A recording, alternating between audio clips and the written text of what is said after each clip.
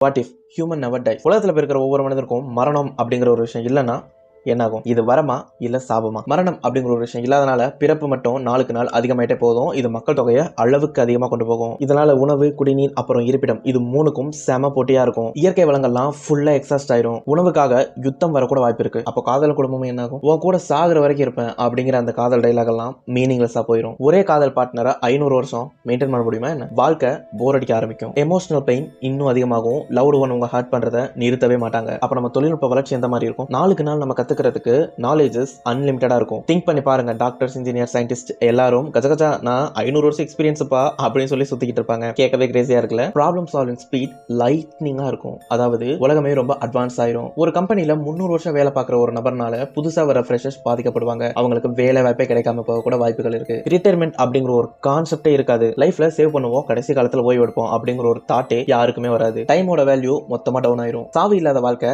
எதை ரிமைண்ட் பண்ண தெரியுமா? நம்ம வாழ்க்கை ஒரு நாள் முடியும் அப்படிங்கிற ஒரு விஷயம் தான் நம்ம வாழ்க்கைக்கே அர்த்தத்தை கொடுக்குது. மரணம் இல்ல அப்படின்னா ப்ரோகாஸ்டினேஷன் அப்படிங்கிற ஒரு விஷயம் ரொம்ப அதிகமாயிரும். கோல்ஸுக்கும் மோட்டிவேஷனுக்கும் இருக்கக்கூடிய முக்கியத்துவம் அடிமட்டத்துக்கு குறையும். ஒரு ஸ்டேஜ்ல லைஃப் போர்டமாவும் லோன்லினஸாவும் இருக்கும். அது நம்ம லைஃபையே டார்ச்சரா மாத்திரும். இறப்பு அப்படிங்கிற ஒரு விஷயம் பயம் இல்ல, அது வாழ்க்கைக்கு அழகையும் அர்த்தத்தையும் சேர்க்கக்கூடிய நெசசிட்டியான ஒரு விஷயம். இம்மார்டாலிட்டி அப்படிங்கிற ஒரு விஷயம் ஆசையா இருந்தாலும் அந்த லைஃப்ல எந்த விதமான மீனிங்கும் கிடையாது.